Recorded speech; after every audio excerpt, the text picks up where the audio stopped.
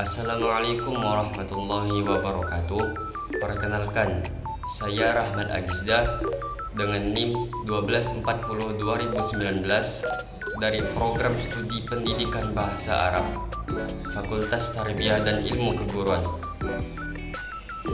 Bahasa Indonesia adalah bahasa resmi nasional Republik Indonesia. Bahasa Indonesia digunakan oleh warga negara Republik Indonesia untuk komunikasi sehari-hari hingga kepentingan tertentu, baik secara lisan maupun tertulis. Bahasa Indonesia awalnya merupakan bahasa Melayu yang menjadi bahasa perhubungan di Nusantara kala itu. Selain itu, bahasa Melayu juga digunakan hampir di seluruh Asia Tenggara sejak abad ke-7. Bahasa Indonesia memiliki sejarah peradaban panjang dari masa ke masa. Berawal dari masa ejaan Van Ophuijsen pada tahun 1901 hingga terjadi peristiwa Kongres Sumpah Pemuda pada tahun 1928. Pada persiapan Kongres Pemuda, para pemuda masih mempermasalahkan tentang sebutan bahasa Persatuan Indonesia, hingga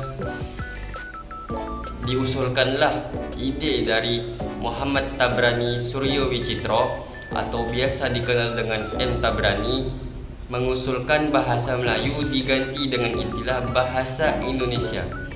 Dengan adanya peristiwa Kongres Sumpah Pemuda menandakan awal perubahan masa baru perjalanan pertumbuhan bahasa Indonesia yang disahkan oleh pemuda.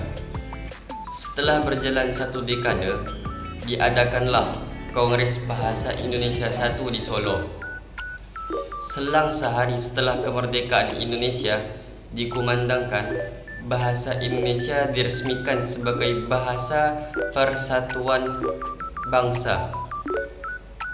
Kemudian pada tahun 1947 muncul ejaan Suwanti sebagai pengganti ejaan Van Ophuijsen.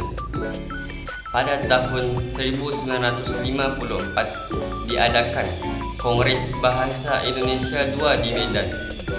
Setelah berjalan cukup lama, akhirnya pertumbuhan bahasa Indonesia ini mengalami perubahan terakhir hingga saat ini, yaitu menggunakan ejaan yang disempurnakan pada tahun 1972 yang disahkan oleh Presiden Soeharto.